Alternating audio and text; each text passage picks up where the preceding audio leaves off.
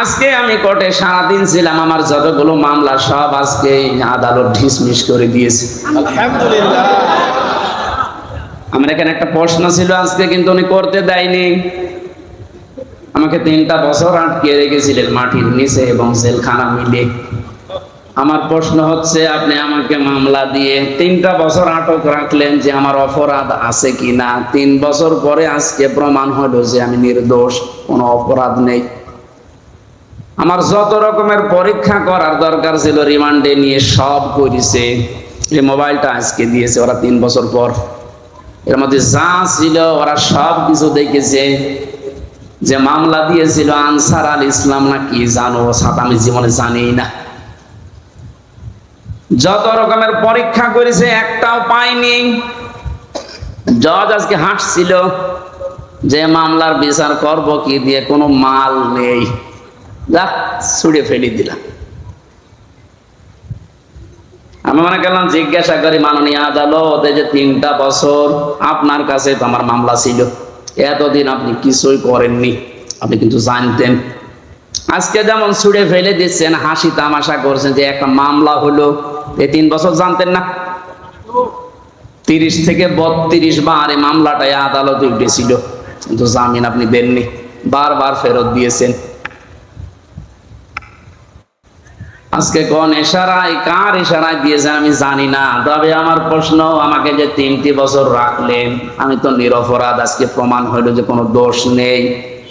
যারা আমাকে বিনা দোষে কষ্ট দিয়েছে, আমিও তাদের ওই কষ্ট দিতে চাই।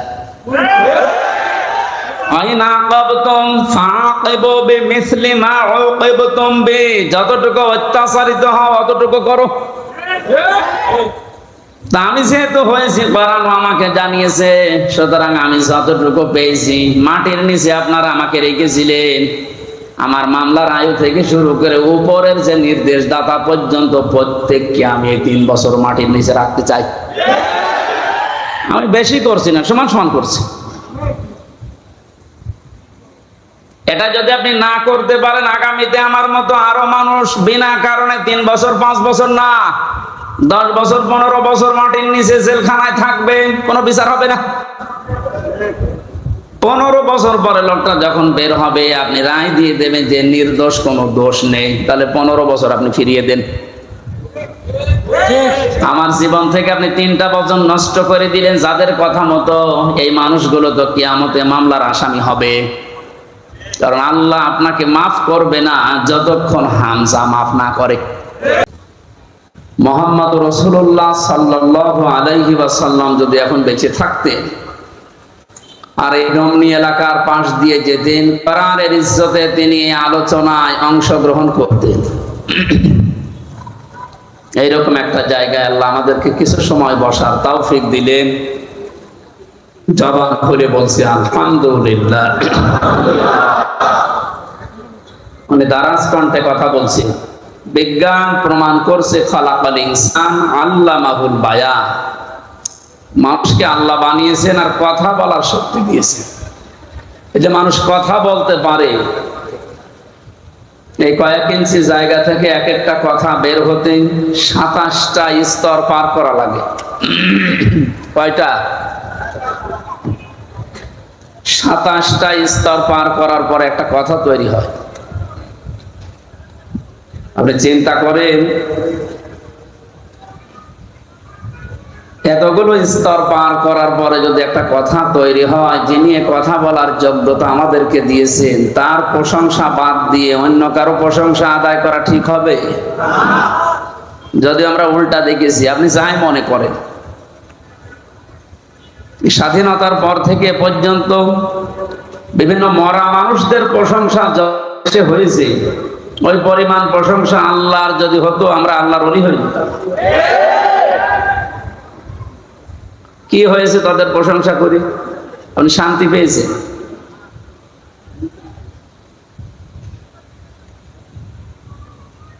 একজন বেদুইন এসেছিল, নবীজি বললেন, কি তোমার এই অবস্থা? কাঁধের ওপর একটা ভাঙ্গা মূর্তি নিয়ে, নাক ভাঙা। তোমার মূর্তির নাক ভাঙা কেন? লোকটা বলে, হে রাসূল, এটা আমার মূর্তি না, এটা আমার খোদা। এটা সব সময় আমি সঙ্গে রাখি, না জানি কখন কোন বিপদে পড়ি। আজও আমার মনে হয় ১৫০০ বছর আগে এই লোকটা না বুঝে তার খোদাকে সঙ্গে রেখেছিল বিপদ থেকে বাঁচার জন্য। আর ডিজিটাল যুগে অনেকে বুঝে শুনে খোদাকে উপরে রেখে দেয়। উপরে খোদা দেখবেন, নিচে খোদা হা করে আছে। সিস্টেম একই, শুধু নিয়মটা পাল্টিয়েছে। ও সাথে রাখতো, পকেটে রাখতো, আর উপরে রেখে হাত তুলে থাকে। আমি কি বেশি বললাম? এই যে এই খোদার সাথে রেখে কি আনন্দ পেলেন আপনি, কি উপকার হয়েছে? হ্যাঁ, সাময়িক কিছু উপকার হয়েছে, কারণ উপরে খোদা আছে, নিচে যদি খোদা এভাবে থাকে মানুষ মনে করে না এ খোদার লোক। এ পর্যন্ত শেষ। এই পরিচয় দেওয়ার কি এখন সময় আছে? আর দিতে পারবেন? নবীজি বললেন নাক ভেঙেছে কি করে? লোকটা বলে ইয়া রাসূলুল্লাহ, যেখানে যায় একে নিয়ে যায় বিপদ থেকে বাঁচার জন্য, প্রাকৃতিক প্রয়োজন সারার জন্য আমি গেছি, কিন্তু এর তো আর টয়লেটে নিয়ে যাওয়া যায় না, খোদার মান থাকে। এখান থেকে বাস্তবতা হচ্ছে, যারা টাকার ভেতরে বিভিন্ন মানুষের ছবি দিয়ে সম্মান বাড়াতে চান, পরে নিয়ে মানুষ যায় কোথায়? সম্মান বাড়ে? বিবেকের কাছে প্রশ্ন করেন, জিজ্ঞাসা করা লাগবে। একটা মুশরিক, এই লোকটাও তার খোদাকে টয়লেটে নিতে রাজি না, আর আপনি যাকে ওইরকম সম্মান দিয়ে রাখেন তারে পকেটে করে সব জায়গায় নিয়ে যাচ্ছেন। আপনি কথা বুঝিয়ে চিল্লাচ্ছেন তো নাকি আন্দাজে? আমি জানি আপনি বুঝতে পেরেছেন। ঢাকার মানুষ খুব চালাক, এরা হা করলে হাসা দানায় হালসা বোঝে। রাস্তার পাশে রেখে কাজ সারতে গেলাম, কাম করে এসে দেখি ওর মাথা থেকে পা পর্যন্ত পোড়া ভেজা। চিন্তা করলাম খোদা আর গা ভেজা, এ না জানি তোর রহমত বরকতের পানি হবে। জহব্বা বের করে চাটলাম, খাইলাম, দেখে একটা ঝাঁঝ ঝাঁঝ লাগে, গন্ধ। চিন্তা করলাম পানি যার যদি রহমতের হবে, আর খোদার গা থেকে ঝরতেছে, এরকম গন্ধ হবে কেন? ঝাঁঝ লাগে কেন? পাশে তাকিয়ে দেখে একটা কুকুর দাঁড়িয়ে আছে, ওর নিচ দিয়ে পানি টপকাচ্ছে। এবার বুঝলাম যে কোন রহমতের পানি। আমার মেজাজ গেল খারাপ হয়ে। এই তুই খোদা না খোদা? নিজের এই কুকুরের পোশাক থেকে বাঁচাতে পারো না, আমারে রাগ হওয়ার পরে ওরে দিয়েছে একটা আষাঢ়, ওর নাক ভেঙে গেছে। নবীজি বললেন আমার কাছে কেন আসলে? লোকটা বলেন ইয়া রাসূলুল্লাহ, এদের অসারতা, এদের কল্প কাহিনী, এদের অজ্ঞতা, এদের মূর্খতা, এদের দুর্বলতা সব আজ আমার কাছে স্পষ্ট হয়ে গেছে। আমি আর এর কাছে কিছুই চাই না, একে নিতেও চাই না। আপনার তাওহীদের কাছে আমি ধরা দিতে এসেছি, আমারে আপনি পড়িয়ে দেন লা ইলাহা ইল্লাল্লাহু মুহাম্মাদুর রাসূলুল্লাহ। আপনি শুধু হাদিসটা শুনে শেষ করে দিচ্ছেন না। আমার তো মনে হয় ১৫০০ বছর আগে লোকটা যা ঘটিয়েছে, এখন এই ডিজিটাল যুগে খাপের খাপ অনেকের জীবনে মিলিয়ে যাচ্ছে। যে দেখেছে যে না এগুলো তো কল্প কাহিনী। আজকে আমি কোর্টে সারাদিন ছিলাম, আমার যতগুলো মামলা সব আজকে আদালত ডিসমিস করে দিয়েছে, আলহামদুলিল্লাহ। আমার এখানে একটা প্রশ্ন ছিল আজকে, কিন্তু উনি করতে দেয়নি। আমাকে ৩টা বছর আটকে রেখেছিলেন মাটির নিচে এবং জেলখানা মিলে। আমার প্রশ্ন হচ্ছে, আপনি আমাকে মামলা দিয়ে ৩টা বছর আটক রাখলেন, যে আমার অপরাধ আছে কিনা? ৩ বছর পরে আজকে প্রমাণ হলো যে আমি নির্দোষ, কোনো অপরাধ নেই। আমার যত রকমের পরীক্ষা করার দরকার ছিল রিমান্ডে নিয়ে সব করেছে। এই মোবাইলটা আজকে দিয়েছে ওরা ৩ বছর পর। এর মধ্যে যা ছিল ওরা সব কিছু দেখেছে। যে মামলা দিয়েছিল আনসার আল ইসলাম না কি জানো, সাথে আমি জীবনে জানি না। যত রকমের পরীক্ষা করেছে একটাও পাইনি। জজ আজকে হাসছিল যে মামলার বিচার করব কি দিয়ে, কোনো মাল নেই, যা ছুড়ে ফেলে দিলাম। আমি মনে করলাম জিজ্ঞাসা করি মাননীয় আদালত, এই যে 3টা বছর আপনার কাছে তো আমার মামলা ছিল, এতদিন আপনি কিছুই করেননি, আপনি কিন্তু জানতেন। আজকে যেমন ছুড়ে ফেলে দিচ্ছেন, হাসি তামাশা করছেন যে একটা মামলা হলো, এই 3 বছর জানতেন না? 30 থেকে 32 বার এই মামলাটাই আদালতে উঠেছিল, কিন্তু জামিন আপনি দেননি, বারবার ফেরত দিয়েছেন। আজকে কোন ইশারায়, কার ইশারায় দিয়েছেন আমি জানি না, তবে আমার প্রশ্ন, আমাকে যে 3টি বছর রাখলেন, আমি তো নিরপরাধ, আজকে প্রমাণ হইল যে কোনো দোষ নেই। যারা আমাকে বিনা দোষে কষ্ট দিয়েছে, আমিও তাদের ওই কষ্ট দিতে চাই।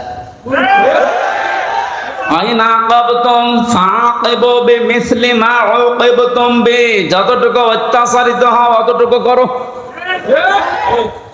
তা আমি যেহেতু হয়েছি, করানো আমাকে জানিয়েছে, সুতরাং আমি যতটুকু পেয়েছি, মাটির নিচে আপনারা আমাকে রেখেছিলেন, আমার মামলার আয়ু থেকে শুরু করে উপরের যে নির্দেশদাতা পর্যন্ত প্রত্যেককে আমি এই 3 বছর মাটির নিচে রাখতে চাই। আমি বেশি করছি না, সমান সমান করছি। এটা যদি আপনি না করতে পারেন, আগামীতে আমার মতো আরো মানুষ বিনা কারণে 3 বছর 5 বছর না 10 বছর 15 বছর মাটির নিচে জেলখানায় থাকবে, কোনো বিচার হবে না। 15 বছর পরে লোকটা যখন বের হবে, আপনি রায় দিয়ে দেবেন যে নির্দোষ, কোনো দোষ নেই, তাহলে 15 বছর আপনি ফিরিয়ে দেন। আমার জীবন থেকে আপনি 3টা বছর নষ্ট করে দিলেন, যাদের কথা মতো এই মানুষগুলো তো কিয়ামতে মামলার আসামি হবে। কারণ আল্লাহ আপনাকে মাফ করবে না যতক্ষণ হামজা মাফ না করে। কারণ আপনি আল্লাহর ক্ষতি করেননি, ক্ষতি করেছেন হামজার।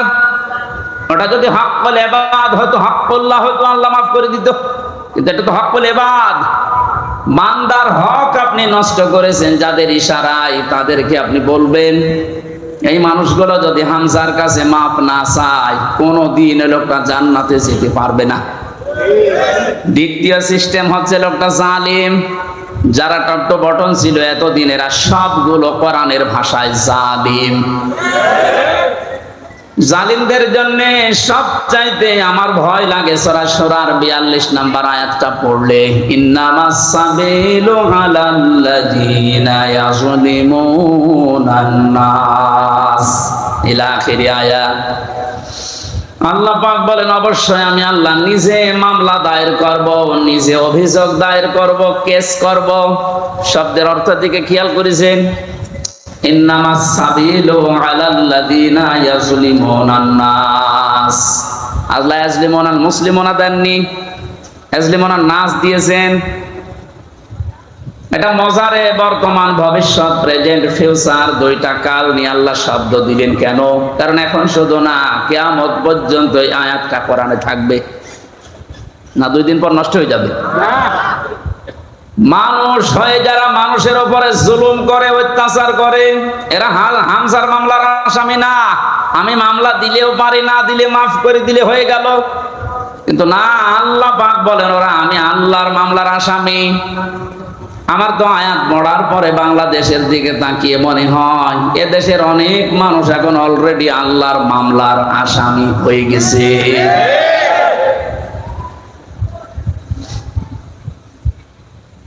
যিনি বিচারপতি, যিনি রায় দেবেন, তিনি যদি মামলার বাদী হয়, বলেন আপনার পক্ষে রায় আসার সম্ভাবনা আছে?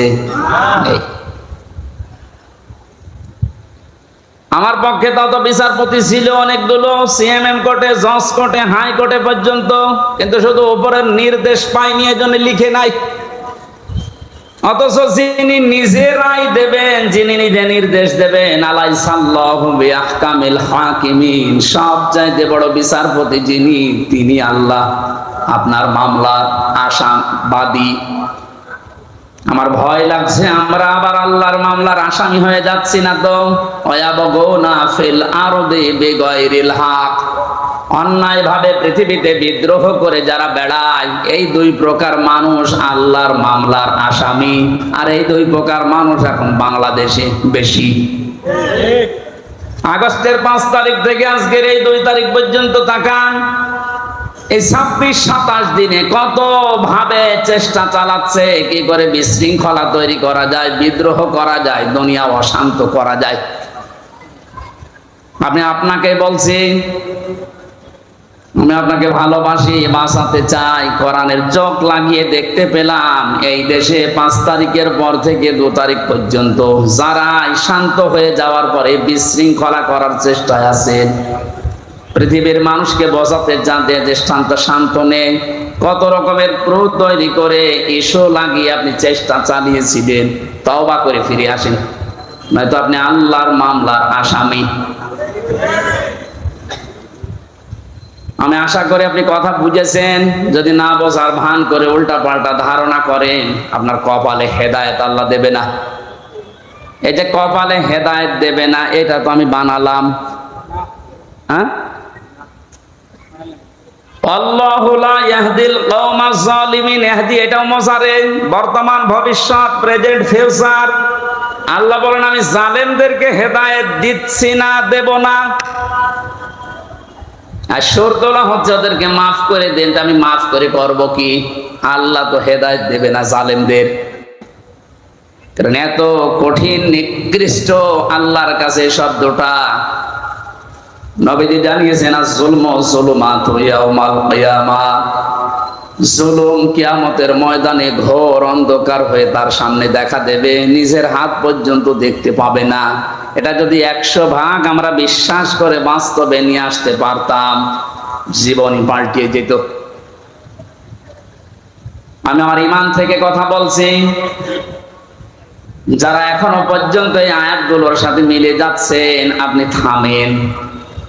মৃত্যুর বড় বড়ারে চলে আসলে তখন কিন্তু আপনার পাশে বসে কালেমা পড়ালেও কাজ হবে না। ঢাকাবাসী, আমি যেটা শিক্ষা দেওয়ার জন্য পর্যন্ত আসছিলাম, আজ বহু মানুষের কল্প কাহিনী, মিথ্যাচার, মিথ্যা রচনা, অনেক ষড়যন্ত্র, বিশেষ করে উল্টা পাল্টা সব যেহেতু আমাদের কাছে ধরা পড়ছে, দলে দলে পালে পালে দেখতে পাচ্ছি মানুষ বুঝে হোক না বুঝে হোক এখন ইসলামে আসা আরম্ভ করে দিয়েছে। এটা কেন দিল? কোরআনে কারীম জানিয়েছে ইযা জাআ নাসরুল্লাহি ওয়াল ফাত ওয়া রাআইতান নাসা ইয়াদখুলুনা ফি দীনিল্লাহি আফওয়াজা। আল্লাহ পাক বলেন, হে নবী, যখন আমার সাহায্য আসবে তখন আপনি বিজয় দেখতে পাবেন। কিছু না হলেও কিছু আমরা পেয়েছি। আল্লাহর সাহায্য আসার কারণেই কিন্তু আমরা বিজয়ের স্বাদ পেয়েছি। মানুষ যে পরাধীন থাকলে কি হয়, এটা এই 27 দিন আমি টের পেয়েছি। সবচেয়ে বেশি টের পেয়েছিলাম মাটির নিচে যতদিন ছিলাম। ওই সময় চোখের উপরে কালো কাপড় বাঁধা, আমার হাতে পেছনে হ্যান্ডকাপ দেওয়া, পায়ে ডান্ডা বেড়ি দেওয়া, মাজায় দড়ি দিয়ে যখন টেনে নিয়ে যেত, মনে হচ্ছে এ পৃথিবীতে সব চাইতে বড় অসহায় আমি। তো মাটির নিচে অবস্থায় ছিলাম। আপনারা উপরে যারা ছিলেন, বিবেক দিয়ে বলেন তো, আপনারা অসহায় ছিলেন না? গত কয়েকদিন আগে কুষ্টিয়ায় বাংলাদেশ জামাত ইসলামী ওলামা বিভাগের আয়োজনে 500 আলেম সব ঘরানা থেকে নিয়ে এসেছিল। কত? 500। ওনারা আয়োজন করেছিল 500, 750 উপরে আলেম এসেছে পুরা কুষ্টিয়া জেলা থেকে, সব ঘরানার। প্রায় 2.5-3 ঘন্টা আলোচনা হয়েছে, কোনো সমস্যা না, কিচ্ছু পাইনি। আমি নিজেও ছিলাম। আপনি একটু ভাবেন তো, 5 তারিখের আগ পর্যন্ত 500 না 5 জন আলেম এক জায়গায় বসলে নিরাপদে থাকতে পারত? স্বাধীনতার পরাধীন কি অবস্থা, বাস্তবতা এইটা। এই অনুষ্ঠানটা করতে হলে 5 তারিখের আগে 14 জায়গায় পারমিশন নেওয়া লাগতো, তারপরও অনুমতি মিলত না। এ মানুষগুলো তো সেই মানুষই আছে। এখন 14 জায়গায় অনুমতি না। ডাক্তার ইউনূস বলেছেন, এদেশে কোরআনে কারিমের কথা ওইভাবেই হয়ে অন্যান্য ধর্মের কথা যেভাবে চালু আছে। হিন্দুদের পূজা, ওদের দুর্গা পূজা, সরস্বতী পূজায় যদি অনুমতি না লাগে, পাহারা দেওয়া হয়, কোরআনের অনুমতি লাগবে কোন কারণে? কিছু মানুষের কিছু চিন্তাধারায় আল্লাহ তাকে মাফ করেন।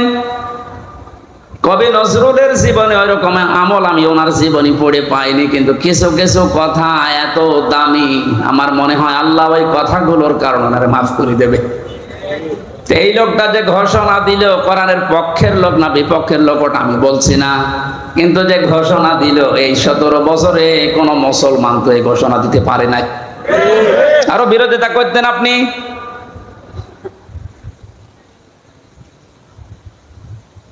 অন্যান্য ধর্মের অনুষ্ঠানে যদি অনুমতি না লাগে, মুসলমানদের কোরআন প্রচারে প্রসারে অনুমতি নেওয়া লাগবে। কোন কারণে? কোনো অনুমতি আজকে থেকে নেওয়া লাগবে না। যেখানে যতটুকু পারেন কোরআনের কথা ওই ফোর্সি বলবেন, যেটা আল্লাহ জানিয়েছে। ওনার পরের দিন এই দেশের ডিজিএফ এর প্রধান যিনি গোয়েন্দা বিভাগের আমারে কল দিয়েছিল, আমার মাহফিল ছিল ওই দিন গাইবান্ধা, আমারে ডাক দিয়ে বলছে, হুজুর কোরআনের কথা বলতে দেশে 56,000 বর্গ মাইলের কোন ইঞ্চিতে আর বাধা নেই। যে ফোর্সে আল্লাহ জানিয়েছে আপনি ওই ফোর্সে বলবেন। কেউ যদি কোনো জায়গায় একটু শব্দ করেন, শুধু একটু জানাবেন, আমারে সেভ করে রাখবেন, ঠ্যাং ভেঙে ফেলবো। আমি বললাম, স্যার আপনি এতদিন কোথায় ছিলেন? আমি কেবল দায়িত্ব পেয়েছি। কিন্তু দুইটা কথা ওরা জানিয়েছে, যারা আয়োজন করে তাদেরকে আপনি বলবেন ওনারা যেন মহিলা প্যান্ডেলটা আলাদা করে, ওখানে পুরুষের যেন আনাগোনা না থাকে, আর ওনাদের যে আলাদা টয়লেট বা নামাজের ব্যবস্থা ওগুলো যেন ওয়ান টাইমের জন্য করা হয়। এক ভালো প্রস্তাব দিয়েছে। এটা যেহেতু রেকর্ড হচ্ছে, সারা বাংলাদেশে আমার প্রত্যেকটা জেলায় 2-3টা করে ওয়াজ নেওয়া আছে।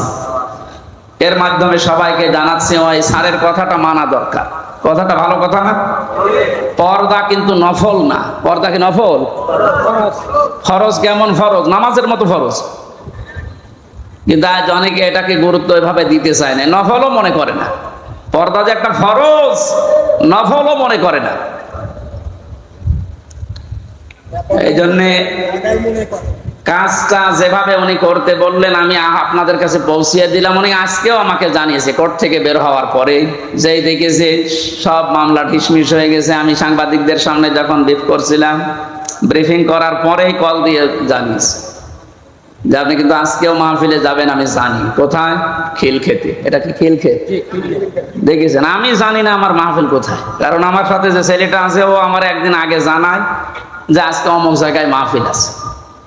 ওনারা জেনে ফেলেছে, কত খোঁজ রাখছে। ওনার ওই কথাটা আমরা আহ্বান জানালাম, আপনারা মেনে চলবেন। মেয়েদের এই সিস্টেমগুলো একটু দরকার। ওনাদের ইসলাম জানা দরকার নেই? বলেন। ঢাকাবাসী কোরআনে কারীম থেকে কথা আরম্ভ করার জন্য আমরা আল্লাহর শুকরিয়া জানাচ্ছি, যিনি আমাদেরকে এই স্বাধীনতার একটু হালকা সুখ পাওয়ার তৌফিক দিয়েছেন। যখন আল্লাহর সাহায্য আসবে, বিজয় যখন আপনি দেখতে পাবেন, বিজয়ের যতগুলো ধাপ আছে, একটা ধাপ আমি বাস্তবে সভাপতির সাথে আমি আজকে মিলাবো, একটু মিলাবেন। ওয়ারাইতান নাসা ইয়াদখুলুনা ফি দীনিল্লাহি আফওয়াজা। আল্লাহর সাহায্য আসলে আপনি বিজয় দেখতে পাবেন। বিজয়ের প্রথম ধাপ এটা, দলে দলে পালে পালে মানুষ দেখবেন ইসলামে প্রবেশ করছে। আপনি 27 দিনের জরিপটা একটু দেখেন। আগস্টের 5 তারিখের আগে আমি 4 তারিখে রাত্রে পেয়েছিলাম একটা জরিপ। ওই জরিপে দেখেছি এই দেশের 100 জনের মাত্র 15 জন চায় যে ইসলাম রাষ্ট্রীয়ভাবে কায়েম হোক, 85 জন চায় না। আজকে মাগরিবের পরের রিপোর্ট আমি ঘুমানোর আগে দেখেছিলাম বিবিসি থেকে। আজকের রিপোর্ট হচ্ছে দেশের 100 জনের 35 জন এখন চাচ্ছে দেশে কোরআন দিয়ে দেশটা চলুক। আপনি একটু সুযোগ দেন। দলে দলে যেভাবে প্রবেশ করছে, গাইবান্ধার পলাশ বাড়িতে আমি 45 মিনিট আলোচনা করার পরে এক হিন্দু অনার্স মাস্টার্স করা এক শিক্ষিত মানুষ এসে বলছে, আমার ধর্মে আমি আর থাকবো না, আপনি আমার ইসলামে প্রবেশ করান। এই যে অন্য ধর্মের মানুষ যদি বুঝে কোরআন শুনে চলে আসতে পারে। যারা হালকা পাতলা ইমানের অধিকারী তাদেরকে একটু সুযোগ দেন, দেখবেন দলে দলে যে আফওয়াজা পালে পালে মানুষ ইসলামে আসবে। জরিপ যেটা করেছে ও গাঁজা খেয়ে করেনি, বাস্তবতা দেখেই করেছে।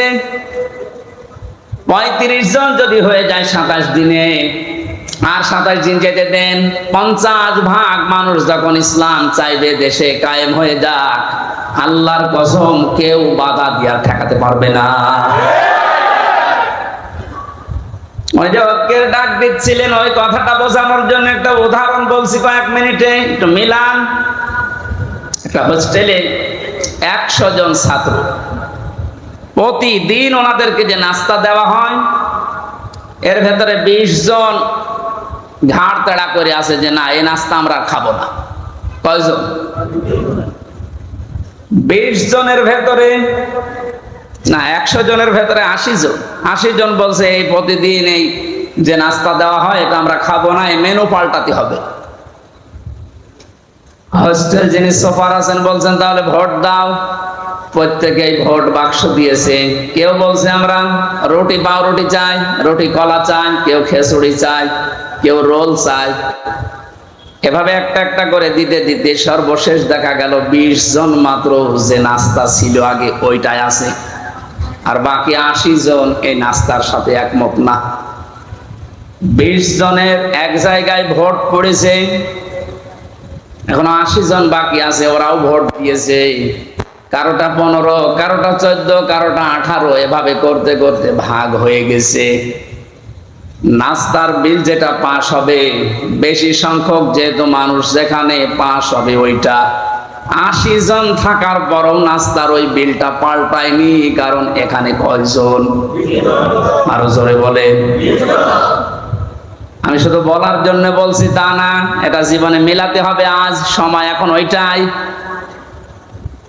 আমরা সংখ্যায় টুপিওয়ালা মানুষ, এদেশে 100 জনের 96% আমরা মুসলমান। 20 জন যদি এদেশে ইসলাম নাও চায়, 80 জন আমরা চাই, কিন্তু ছোটখাটো বিষয় নিয়ে মতপার্থক্য করার কারণে আজ আমরা দল বিদলে বিভক্ত হয়ে 20 পর্যন্ত যেতে পারছি না।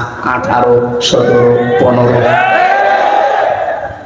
জেলখানার ভেতরে আমি ছিলাম মাওলানা মামুনুল হকের সাথে 3টা বছরই। মানে মাঝে মাঝে বলতেন, হামজা বাইরে থাকতে ভাবতাম কি, আর ভেতরে এসে বসতেছি কি। এখন যে পাল্টিয়ে যাব, হাত বাঁধে কে আমিন জোরে বলে, কেন দাঁড়িয়ে সালাম দেয়, কেউ বসে সালাম দেয়, ও সব বাদ।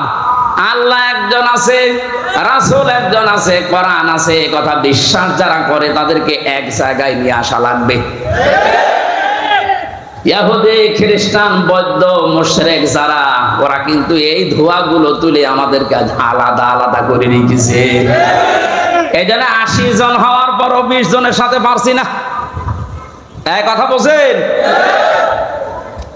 যেভাবে চলতেছে, আশা করছি কোরআনের এই আয়াতটা বাস্তবে আল্লাহ আমাদেরকে দেখাবেন। আরাইতান নাসা ইয়াদখুলুনা ফি দীনিল্লাহি আফওয়াজা। দলে দলে পালে পালে যেভাবে মানুষ ইসলামে আজ দীক্ষিত আর আরম্ভ হয়েছে, আল্লাহ পাক যেন চর্ম চোখে দেখার তৌফিক দেন যে কোরআন দিয়ে 56,000 বর্গ মাইল চলছে। সুখ এবং শান্তি শব্দ দুইটা। সুখ 3টি বিষয়ের নাম, শান্তি 4টা বিষয়ের নাম। বাস্তবে ছোট জীবনে বহু দেশ আমি ঘুরেছি। আমি আকিস গ্রুপে চাকরি করতাম খতিব হিসাবে। ওনারা একটা ভিসা লাগিয়ে 27টা দেশ আমারে একবারে ঘোরানোর ব্যবস্থা করে দিয়েছিল। যদিও 3 বছর জেলে থাকার কারণে আমার ভাগ্য হয় নাই, তারপরও আমার ব্যক্তিগতভাবে বহু দেশে আমি গেছি। সুখ শান্তি এটা কিনতে পাওয়া যায় না। আল্লাহ পাক সুখ এবং শান্তি নিজের পক্ষ থেকে দান করেন। এজন্য 53 বছর হয়ে গেল, সুখ শান্তি এ দুইটার একটাও আমরা এখনো পাইনি, অনুধাবনও করতে পারছি না। কারণ চলছিল এই 53 বছর মানুষের তৈরি করা নিয়ম নীতি দিয়ে। বাবা চালিয়েছিল, আমি দেখি নাই, ওই মুরব্বীরা দেখেছে, বাবারটা দেখে নাই। স্বামী চালিয়েছিল, ওনারা দেখেছে, আমি তো দেখি নাই। আমার 92 সালে জন্ম। চাচা চালিয়েছিল, বউ চালিয়েছে, ভাবিও চালিয়েছিল, সবগুলো আমরা দেখেছি। শুধু কোরআন দিয়ে দেশ চললে কেমন দেখা যায় আজও দেখিনি। দেখেছেন? এটা দেখেছেন? দেখেছেন? এটা দেখার দরকার না যে এটা দিয়ে চললে কেমন লাগে? আন্দাজে চিল্লানো না, সত্যি সত্যি মন থেকে বলবেন। যদি চান ওই 35 জনের ভেতরে আপনি যেন থাকেন, যে হ্যাঁ এইটা দিয়ে দেশ যেন চলে, আমি এটা দেখতে চাই, হাত তোলেন তো, লিল্লাহি তাকবীর।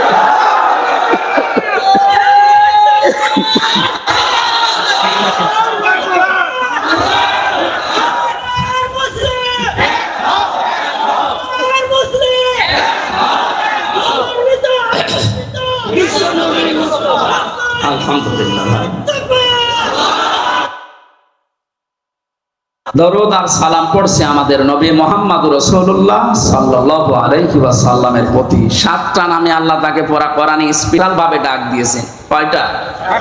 7টা। 1 নম্বরে নাম দিয়েছেন ইয়াসিন। ইয়া হরফে নেদা, ইয়া মানে হে, সিন মানে সাজ্জেদ। তাফসিরে কাবীর আল্লামা ফখরুদ্দীন রাজি রাহমাতুল্লাহ আলাইহি উনি ব্যাখ্যা করতে গিয়ে সিনের অর্থ দিয়েছেন 5টা। আমি গতানুগতিক কথা বলি না। যারা আছেন যদি হেদায়েতের নিয়তে কথা শোনেন, আমি আশা করছি কোরআন আপনাকে পথ দেখাবে। আর কোরআন শরীফ যদি কাউকে হেদায়েত দিতে না পারে, ও যেন বিশ্বাস করে ওর কপালে আর হেদায়েত নেই।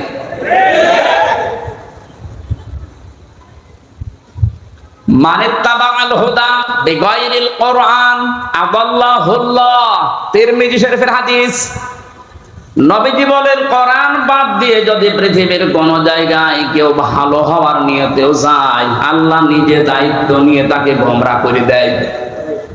ও ঢাকাবাসী শব্দের দিকে খেয়াল করেন, হুজুর আছেন, আদাল্লাহুল্লাহ বাবে ইফাল। নবী যদি দল্লা দিতেন তা অর্থ হয়ে যেত।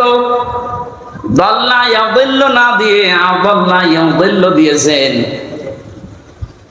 দল্লা শব্দটার বাংলা অর্থ হচ্ছে আপনি নিজেই নিজেকে খারাপ বানিয়ে ফেলেছেন। আর আদাল্লা মানে আল্লাহ নিজে দায়িত্ব নিয়ে আপনাকে নিজে খারাপ বানিয়ে দিয়েছে। এ কথাটার অর্থ কি? কোরআন যেখানে নেই ওই জায়গায় যদি কেউ ভালো হওয়ার নিয়তেও যায়, ওকে খারাপ বানাবে হামজা কে? বলেন বলেন। হেদায়েত দেওয়ার একচ্ছত্র মালিকানা কার? দুনিয়ার কারো হাতে আল্লাহ দিয়েছেন, এমনকি নবীর হাতেও দেন নাই। এই জন্য নবী নিজের চাচা কেউ পারে নাই। এই হাদিস দ্বারা বোঝা যায়, কোরআন যেখানে নেই ওই জায়গায় যদি আপনার নিয়ত ভালো থাকে, আল্লাহ কিন্তু আপনাকে ছাড়বে না। আপনি গেলেন কেন? এর বাস্তব প্রমাণ বাংলাদেশের মাজারগুলো। আপনি তাকান, আমার কুষ্টিয়ার লালনের মাজার, অনেকেই তো যায় ওখানে আল্লাহর ওলি ঘুমিয়ে আছে এই কথা মনে করে, কিন্তু কোরআন ওখানে চলে না, ওখানে চলে শুধু গাঁজা। আমি তো যতটুকু জানি বা দেখেছি, সারা দেশ মিলে আপনি যে কয় মন গাঁজা না পাবেন, লালনের মাজারে তার থেকে বেশি গাঁজা পাবেন। রাত 9টার পরে গেলে দেখবেন সব অন্ধকার, পুলিশ পাহারা দিয়ে গাঁজা খাওয়াচ্ছে। আমি একবার গিয়েছিলাম রাত 9টার পরে বাড়ির পাশে, তো গিয়ে দেখছে একটা ন্যাংটা, কিচ্ছু নেই, ওরে দুধ খাওয়াচ্ছে। কে এরে দুধ খাওয়ান? ওরা হুজুর আল্লাহর ওলি। আল্লাহর ওলি মানে? হ্যাঁ, এর ভেতরে মাল আছে। মাল যা আছে সব তো দেখা যাচ্ছে।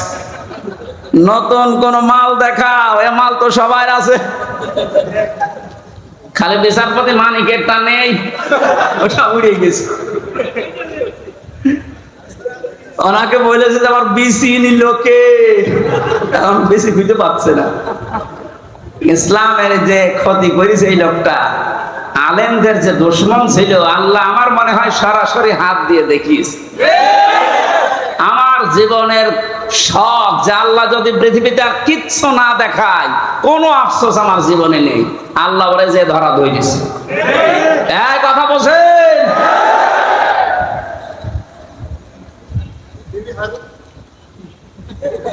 এই লোকটার সম্পর্ক আমি শুনেছি, জেলখানায় থাকতে ছোট হুজুরটা আমার সাথে ছিল, ওই যে রফিকুল ইসলাম মাদানি, 2 মাস ছিল। আমার বলছে, হামজা ভাই আমারে প্রথমে রিমান্ডে নিয়ে রাত 12:30টার দিকে নিয়ে গেছে হাতির ঝিলে। ওরা উলঙ্গ করেছে আমারে, আমি তো এমনি ছোট মানুষ, আমার জিনিসপত্র ছোট, আসলে ছোট। আমারে নিয়ে পুরা উলঙ্গ করে একটা সিগারেট হাতে ধরিয়ে দিল। অন্ধ উলঙ্গ মেয়ে লোক কোন জায়গা থেকে যেন নিয়ে আসলো, রাস্তার 2 পাশে ব্যারিকেড দিয়ে বন্ধ করা। এটা কোরআন শরীফ আমার সামনে, একেবারে সত্য বলছি। আমাকে যা বলেছে ওই ফাঁসির কয়েদখানায় তাই বলছি। অর্ধ উলঙ্গ মেয়ে লোকটা আমার পাশে দাঁড় করিয়ে ছবি তুলছে আর বলছে, এটা সকালে ছেড়ে দেব, দেশের মানুষ বুঝবে যে হুজুর কেমন। এত অসহায় লাগছিল ওই সময়। আমি তো এমনিতে ওদের সাইজে চাইতে একেবারেই ছোট, আর মেয়েটা আমার ওর কাঁধ পর্যন্ত আমি অর্ধ উলঙ্গ, কোথা থেকে যেন ভাড়া করে নিয়ে এসেছে। আমার হাতে সিগারেট দিয়ে, যেটার গন্ধ শুকলে আমার বমি আসে, ওইটা ধরিয়ে নিজে 2 টান দিয়ে আমার কাছে দিয়ে বলছে, এভাবে ধরে থাক, অস্ত্র তাক করা আছে, কিচ্ছু করার নেই। ছবি তুলছে, এটা ছেড়ে দেব সকালে। আমি যেহেতু মজলুম আর বিশ্বাস করি মজলুমের দোয়া কবুল হয়, ইত্তাকি দাওয়াতাল মাজলুম। নবীজি বলেন, দুনিয়াতে আর যাই করো মজলুমের বরদোয়া থেকে নিজেকে বাঁচিয়ে রেখো। ফাইন্নাহা লাইসা বাইনাহু ওয়া বাইনাল্লাহি হিজাব, কারণ মজলুমের মাঝে আর আল্লাহর মাঝে কোনো পর্দা থাকে না। ওই হাতির ঝিলের ওই পানির পাশে দাঁড়িয়ে আল্লাহর কাছে বলেছিলাম, মাবুদ, যে অবস্থা করছে আমার তো কিচ্ছু করার নেই, তুমি দেখতে পাচ্ছ। এক এসআইকে ডাক দিয়ে বললাম, ভাই আপনারা যা করছেন আমার সাথে, একে হারুন স্যার জানে? জানে না মানে? উনি তো করাচ্ছে। যেই বলেছে উনি করাচ্ছে, কারণ রিমান্ডে উনি তো মাঝে মাঝে এসে আমারে প্রশ্ন করতো, তখন কি ফেরেশতার মতো কথা বলতো, অথচ ভেতরে ভেতরে ওই এত খারাপ অবস্থা আমার করলো। আল্লাহ তুমি সব দেখেছো, আমারে যেভাবে ওরা অপমান করেছে ওকেও এইভাবে করো। আমার মনে হয় আল্লাহ কারেন্টের মতো ওর দোয়া কবুল করেছে। দেখেছেন না, ও এখন 3 ইঞ্চি। কয় ইঞ্চি? সারা দুনিয়া এখন জানে, ওর নাম অনেকে জানে না, কিন্তু ও যে 3 ইঞ্চি ও সবাই জানে, মহিলারা পর্যন্ত জানে তো 3 ইঞ্চি। ছোট হুজুরের দোয়াটা একেবারে মাজলুম, যেহেতু আল্লাহ কবুল করে দুনিয়ায় দেখিয়েছে, পরবর্তী কি করবে সেটা আল্লাহ ভালো জানে।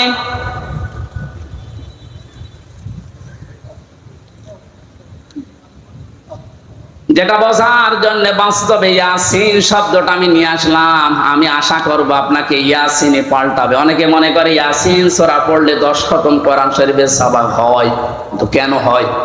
এখানে 83টা শিক্ষা আছে। এর প্রথম 5টা শিক্ষা হচ্ছে সিনের ভেতরে। আপনারা শুনতেছেন? আল্লাহ ডাক দিয়েছেন, ইয়াসিন, হে নেতা। ইয়া মানে হে, সিন মানে সাজ্জেদ, সাজ্জেদের বাংলা অর্থ নেতা। মুফাসসির 5টা অর্থ দিয়েছেন তাফসিরে কাবীরে। 1 নম্বরে সাজ্জেদুল বাশার, 2 নম্বরে সাজ্জেদুল আলামিন, 3 নম্বরে সাজ্জেদুল কাউনাইন, 4 নম্বরে সাজ্জেদুল আম্বিয়া, 5 নম্বরে সাজ্জেদুল মুরসালিন। এক একটা শব্দের আবার ব্যাখ্যা করা আছে।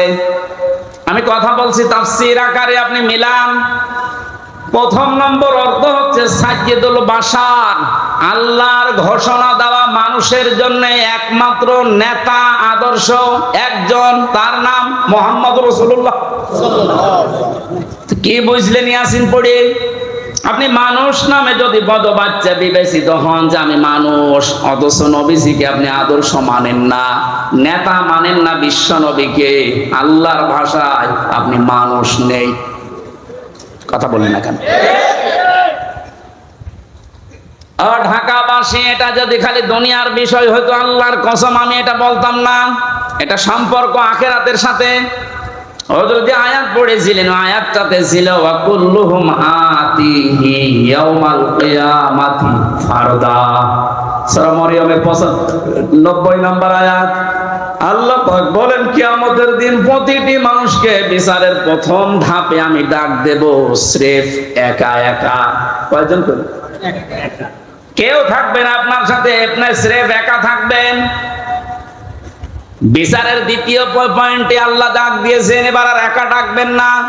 ইয়াউমা নাদউ কুল্লা উনাসিন বিইমামিহিম। সূরা বানী ইসরাঈল ৭২ নম্বর আয়াতের প্রথম অংশে আছে, আল্লাহ বলেন কিয়ামতে প্রতিটি মানুষকে আবার বিচারের দ্বিতীয় ধাপে, আমাদের যেমন প্রথম সিএমএম কোর্ট, এরপরে জজ কোর্ট, প্রথমে আল্লাহ আপনাকে একা ডাকবে, দ্বিতীয় সিস্টেমে যে একা না, আপনার নেতা সহ ডাকবে। কে সহ? আপনার নেতা সহ আল্লাহ এবার ডাক দেবেন। আগে নেতা, এরপরে কর্মী। যেহেতু আপনারা শিক্ষিত মানুষ, বিবেক আপনাদের বেশি কাজ করার কথা, নিজের দিকে তাকিয়ে বলেন তো, আপনি দুনিয়ার স্বার্থে হোক আর যে স্বার্থেই হোক, যাকে নেতা মানেন, আদর্শ মানেন, ওই লোকটা যদি কিয়ামতে আপনার সামনে থাকে, পেছনে আপনি দাঁড়িয়ে আছেন, আগে তো আল্লাহ তাকে দেখবে। এক কথা বলে না কেন? কি মনে হয় আপনার যে ওই লোকটাকে যদি আল্লাহ দেখে আপনাকে মাফ করে দেবে? ওরে দেখলেই তো আল্লাহর আগে রাগ হয়ে যাবে। আপনার নেতা যদি হয় ইনোর মতো, যারে মানুষ লাথি দেখছে, লাথি দেয়নি কয়েকদিন আগে? আপনার নেতা যদি হয় মেননের মতো, যারে মানুষ পচা ডিম খাওয়াচ্ছে, কি মনে হচ্ছে আপনার? শুধু হাসির খোরাকি না, বাস্তবে নিয়ে যান। নিজে এখন বলছেন না, ওই লোকটা যদি সামনে থাকে আল্লাহ আমারে মাফ করবে না, এরকম নিজে যদি এখন ধারণা করেন, আপনি বিশ্বাস করতে পারেন আপনি ধরা খেয়ে বসে আছেন। আমি আপনার শত্রু না, আমি আপনাকে বাঁচাতে চাই। কারণ এই দুনিয়ার জীবনে যদি শেষ হয়ে যেত, এই ওয়াজ আমি করতাম না। যেহেতু আরেকটা জীবন আছে, এক্ষুনি পাল্টাতে হবে। নেতা যাদের ঠিক নেই, এই মুহূর্তে আপনি পাল্টাবেন। ওয়াজ শুনতে আসলেন কেন? আপনি যদি নাই মানতে পারেন, নিজেও কোরআন শরীফ পড়েন না, হামজা বলছে আপনি মানেনও না, আপনি কি হয়েছেন? এই মুহূর্তে সিদ্ধান্ত পাল্টান। যাদের নেতা ঠিক নেই, আপনি ধরা খাচ্ছেন। সুতরাং এমন মানুষকে নেতা মানা লাগবে যে লোকটা আল্লাহ এবং রসুলকে মেনে চলে। আর এটা নফল না, এটা ফরজ। এটা তো আমি বানালাম। সূরা নিসা ৫ নাম্বার পারার ৬ নাম্বার পৃষ্ঠা ৯ নাম্বার লাইনের ৫৯ নাম্বার আয়াতের প্রথম অংশে আছে, আমি যতগুলো তাফসীর বিশ্ববিদ্যালয়ে থাকাকালীন মিলিয়েছি, সব মুফাসসির এই মাঝখানে যে আতিউ এই শব্দের ব্যাখ্যায় একমত। আল্লাহ পাক বলেন, ইয়া আইয়ুহাল্লাযীনা আমানু আতিউল্লাহা ওয়া আতিউর রাসূলা ওয়া উলিল আমরি মিনকুম। ওহে যারা ঈমানের দাবি করো, তাদেরকে বলছি, আমি আল্লাহর আনুগত্য করো, আমার রাসূলের ইতাআত করো, আনুগত্য করো। এই দুইটা জায়গার আগে দেখবেন আতিউ এই ফেল আছে, ভার্ব, এটা ক্রিয়া। এটা আল্লাহ নবীজির নামে আর নিজের নামে রেখেছেন, কিন্তু উলিল আমরি মিনকুম এর আগে আতিউ দেননি। সব মুফাসসির একমত, আল্লাহ রাসূলকে মানতে হবে, কোনো প্রশ্ন করা যাবে না। কথা বলে না কেন? আল্লাহ রাসূলের পরে কিয়ামত পর্যন্ত যারা নেতৃত্ব দেবে দুনিয়ায়, যে মানুষগুলো এই পৃথিবীর নেতৃত্বে আসবে, উলিল আমর যারা, তাদেরকে যদি মেনে চলতে হয় নেতা হিসাবে, অবশ্যই দেখা লাগবে এরা আল্লাহ রাসূলকে মেনে চলে কিনা। যারা আল্লাহ রাসূলকে মেনে চলে না, তাদের জন্য রাজনীতি করা জায়েজ নেই। নেতা হওয়া, নেতৃত্ব দেওয়া, তাদের নেতৃত্ব মেনে নেওয়া জায়েজ নেই। এটা রাজনীতি মনে করে যদি চলে যান, আপনার কপালে আগুন লাগবে। সূরা বাকারার ১২৪ নাম্বার আয়াত, وَإِذِ ابْتَلَى إِبْرَاهِيمَ رَبُّهُ بِكَلِمَاتٍ فَأَتَمَّهُنَّ قَالَ إِنِّي جَاعِلُكَ لِلنَّاسِ إِمَامًا।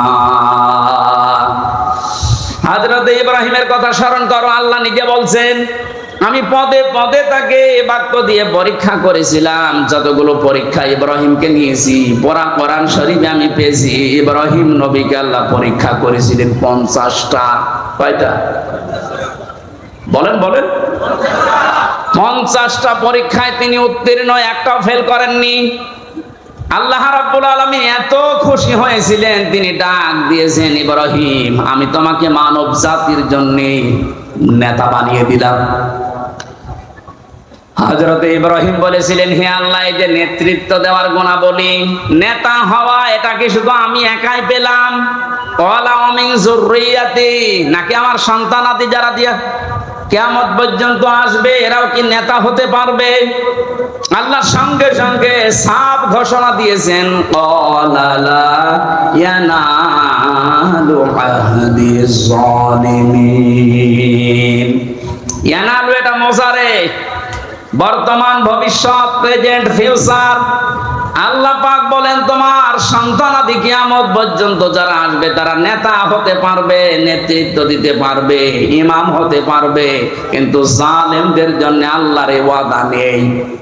ইয়াতে মুফাসসিরিন ইকরাম ফি জিলালিল কোরআনে লিখেছেন সাইয়্যিদ কুতুব, যে দুনিয়ায় যারা জুলুম করে, সে নিজের উপরে হোক, পরিবারের উপরে হোক, সমাজের উপরে হোক, রাষ্ট্রের উপরে হোক, জনগণের উপরে হোক, যারা জুলুম করবে তাদের জন্য নেতা হওয়া, নেতৃত্ব দেওয়া, রাজনীতি করা জায়েজ নেই, হারাম।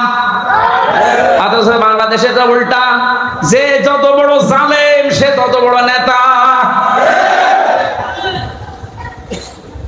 বেশি বলে ফেললাম?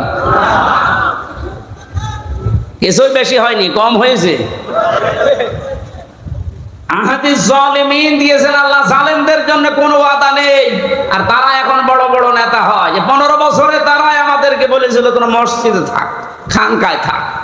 আর এই ময়দানটা আমরা 2000 টাকা যদি বাজেট হয়, 5 টাকা খরচ করে 1995 টাকা খেয়ে ফেলে।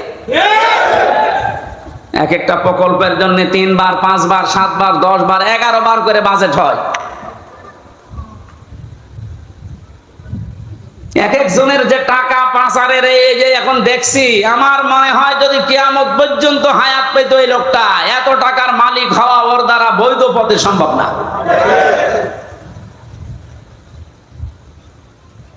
জানি ইয়াসিন শুধু পড়লে 10 খতম কোরআনের সওয়াব হয়, তা আপনি তো মানবেন। ইয়াসিনের প্রথমটাই তো মানেন না। এই নেতৃত্বের কথা বললেই বলে রাজনীতি। আরে ভাই, রাজনীতি মানে রাজনীতি এটা কোরআনের পাঠ না? 903 জায়গায় আছে রাজনৈতিক কথা, ডাইরেক্ট ইনডাইরেক্ট মিলে। আপনি সেইটাকে অস্বীকার করে না বোঝার ভান করে চলে যাবেন, আর আল্লাহ আপনাকে ছেড়ে দেবেন। আশা করছি আপনার আদর্শ ঠিক করবেন, আর এক্ষুনি মোক্ষম সময়। এরপরেও যদি কেউ না বোঝার ভান করে থাকেন, আসেন এদিকে, আপনাকে ঝড়ি কোদাল দিয়ে বোঝাচ্ছে। বুখারী শরীফ দিয়ে, কোরআন শরীফ দিয়ে ওর হবে না, ওরে দিয়া লাগে বাকারি শরীফ। আমি আসিন, এরা তো ব্যাখ্যা শেষ করতে পারবো না। নির্ধারিত আমরা আয়াত পড়েছিলাম 8, 9, 10, 3টা আয়াত পড়েছি সূরা মারিজ থেকে। কয়টা?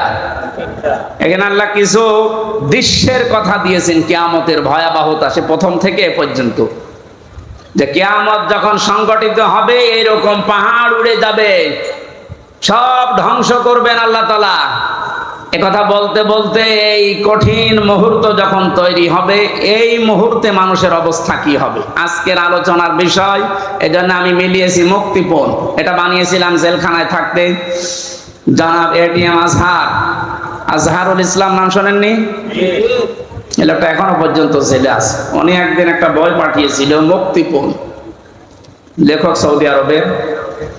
উনি বলছে, হামজা এটা পড়বা, জনগণের সামনে কথা বলো, মানুষ যেন পরিবর্তন হয়, এটা অনেক ভূমিকা পালন করবে। আমি পড়াটা 2-3 বার এই 3 বছরে শেষ করেছিলাম। দেখলাম যে হ্যাঁ, পরিবর্তন হওয়ার যদি মন থাকে, এই মুক্তিপণ এই শব্দটা মানুষের ভেতরে ঢোকাতে পারলে মানুষ আসবে ফিরে। আল্লাহ কিয়ামতের একটা বিশাল কঠিন ভয়াবহ দৃশ্যের কথা নিয়ে আসতে গিয়ে এই জায়গায় আমাদের কাছে এসে থামলেন। একটা মিলাবেন নিজের সাথে। এবার আল্লাহ রাব্বুল আলামিন বলেন, ওয়ালা ইয়াসআলু হামিমুন হামিমান ইউবাসসারুনাহুম। সেদিন শহীদের পরিচয় দেবে না। এই যে হামিমুন মানে অন্তরঙ্গ বন্ধু, শহীদ বলা হয়।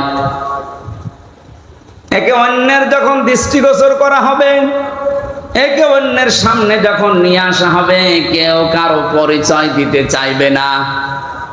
রব্বুল আলামিন বলেন এই লোকটা কি করবে হে নবী আপনি জানেন, ইয়াবাদুল মুজরিমু লাউ ইয়াফতাদি মিন আযাবি ইয়াউমিযিম বিবানি। এই লোকটা মুক্তিপণ হিসাবে নিজের সন্তানকে প্রথমে আল্লাহর কাছে বলবে, আল্লাহ এটা দিয়ে দিলাম, আমার এই ছেলে মেয়ে দিয়ে দিলাম, আপনি আমাকে বাঁচান আজকে। আমি আয়াতটা পড়ার পরে মিলিয়েছিলাম আমার ফারিহার সাথে। আমার ছোট মেয়েটা আমি জেলখানায় যাওয়ার আগে 1 বছর বয়স ছিল, এখন ওর বয়স 4 বছর। ওর কথা যখন মাঝে মাঝে মনে হতো আমি এটার সাথে মিলাতাম যে বিবানী, আল্লাহ কিয়ামতের দিন সন্তান মানুষ দিতে চাইবে মুক্তিপণ হিসাবে, তো কই এটা তো আমার সাথে মিলছে না। আমি আয়না ঘর থেকে শুরু করে ডিবি অফিসে এই মাটির নিচে গুম হওয়া থেকে শুরু করে জেলখানার এই ফাঁসির কন্ডেম সেলে থেকে বিচ্ছিন্ন ছিলাম, যোগাযোগ কষ্ট পেয়েছি, কিন্তু আমার মেয়েটাকে আমি যে ভালোবাসি এখনো পর্যন্ত আল্লাহ রসুলের পরে পৃথিবীতে সবচাইতে বেশি ভালোবাসি এখনো আমার ওই ছোট মেয়েটাকে। আল্লাহ নিজে তৈরি করে দিয়েছে, অথচ আল্লাহ বলছেন ফারিহাকেও কিয়ামতে হামজা তুই বলবে যে এটা দিয়ে দিলাম, আমারে বাঁচাও। এটা আমার বিশ্বাস হচ্ছে না যে না এটা হবে না, এটা হওয়া কথা না। আল্লাহ বলেন শুধু ফারিহাকে না,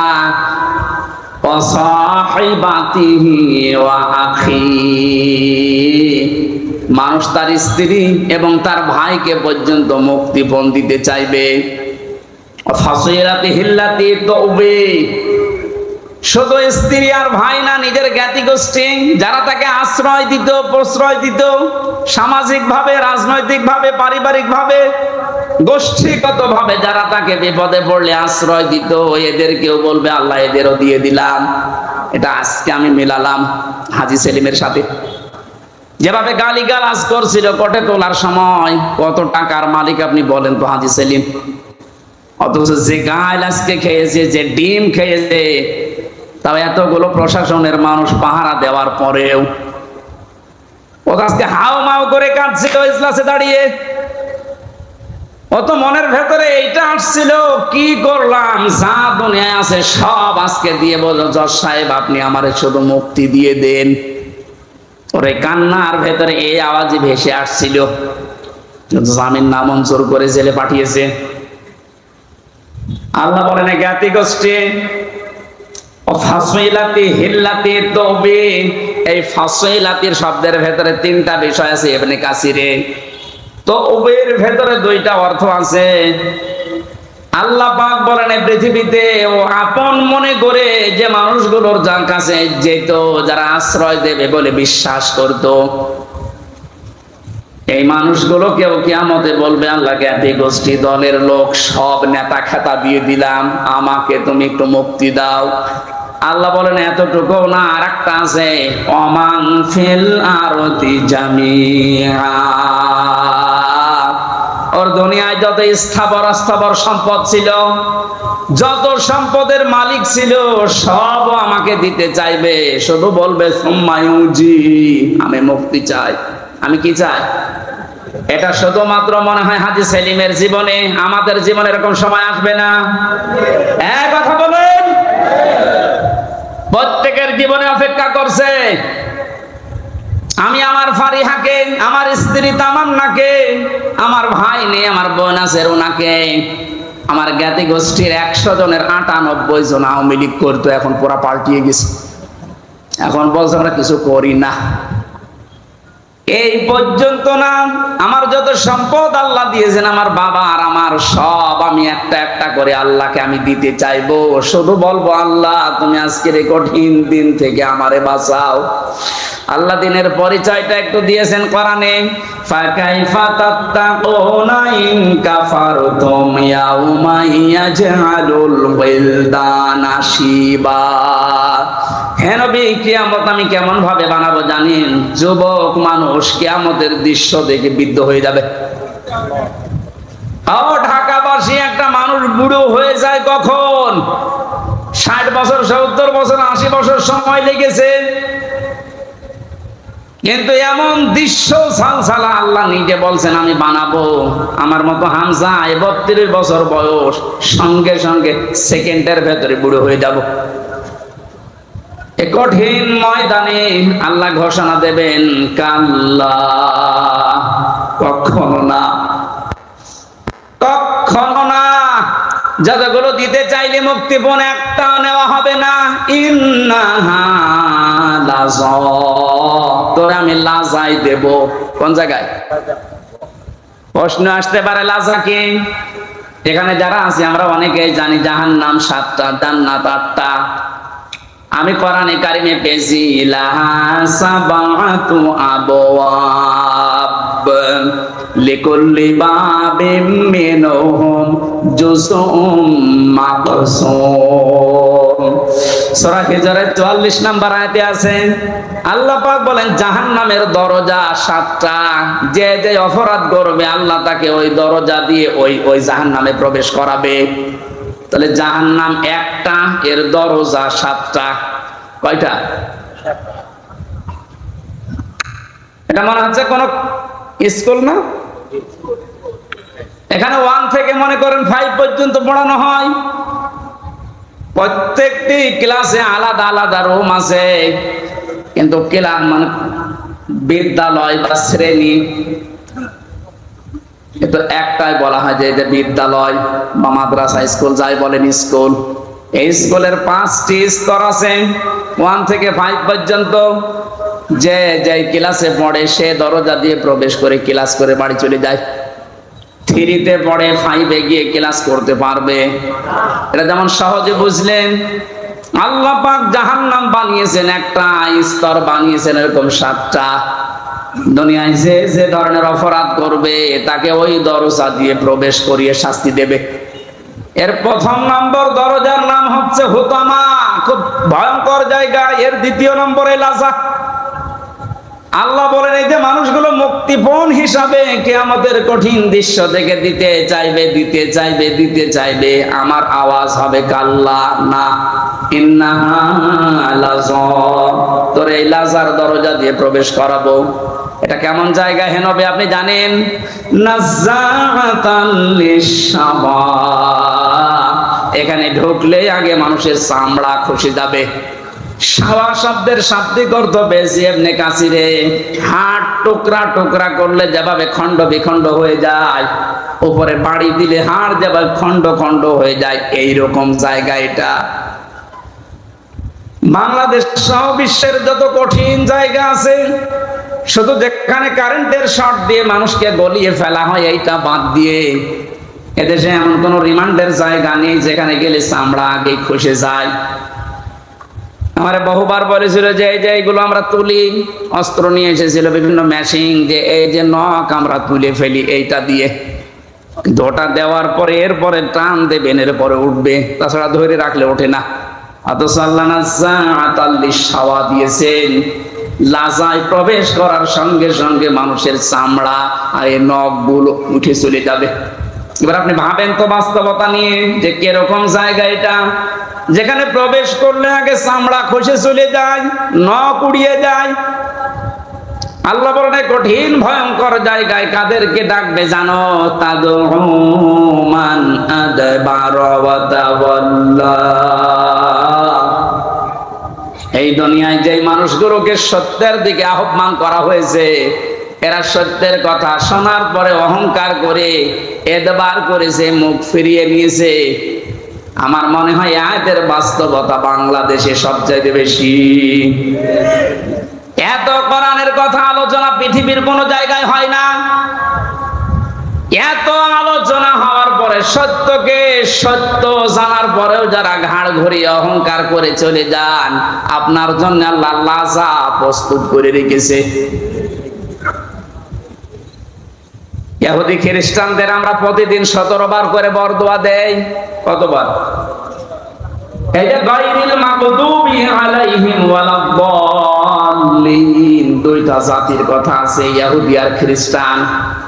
বারবার আল্লাহকে বলা হচ্ছে আল্লাহ এদের পথ আমাদেরকে দেখিও না, এরা অভিশপ্ত। এরা অভিশপ্ত না? আমি তাফসিরে পড়েছি কেন আল্লাহ এদের নাম দিলেন, কারণ ইহুদি খ্রিস্টানদের কাছে সত্য এসেছিল আমাদের নবীজি সম্পর্কে, যে বিশ্ব নবী মুহাম্মদুর রাসূলুল্লাহ শেষ নবী, এটা সর্বশেষ নবী, শ্রেষ্ঠ নবী। ইহুদি আর খ্রিস্টানরা জানতো ওদের তাওরাতে ইনজিলে স্পষ্ট আছে লেখা, এরপরও অহংকার করে হিংসা করে মানতো না। আপনি কিন্তু বুঝতে পারছেন হামজা যা বলছে কোরআন দিয়ে হাদিস দিয়ে ও বানিয়ে বলছে না, ও সত্য কথাই। যে সত্য জানার পরে অহংকার করে হিংসা করে অনেকে এরপরও চলে যাবে, এদের জন্যই লাজা।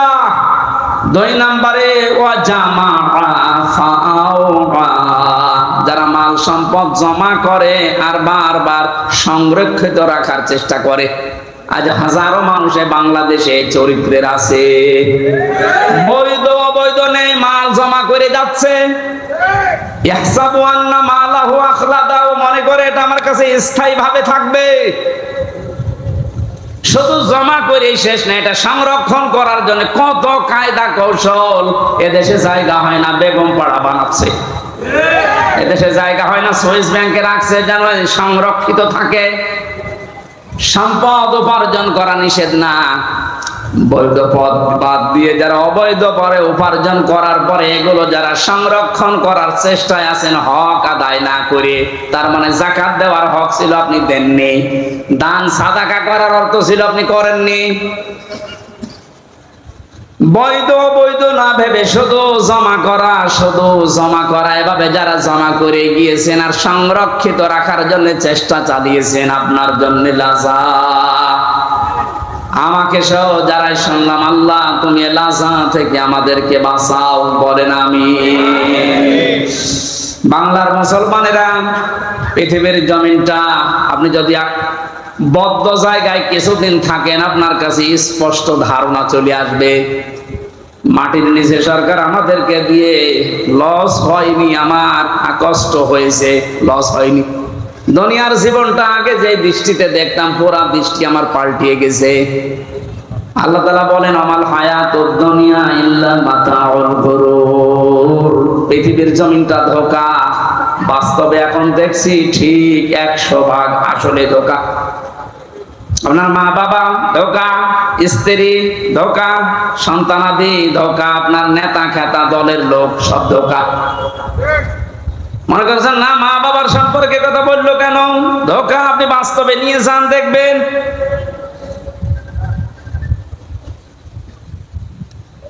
স্ত্রী ধোঁকা, এটার বাস্তবতা আমরা সবাই কম বেশি টের পাচ্ছি। আপনি যদি একটু শ্বশুর শাশুড়িকে অপমান করার চেষ্টা করেন, আপনার আপন বউ আপনার পর হয়ে যাবে।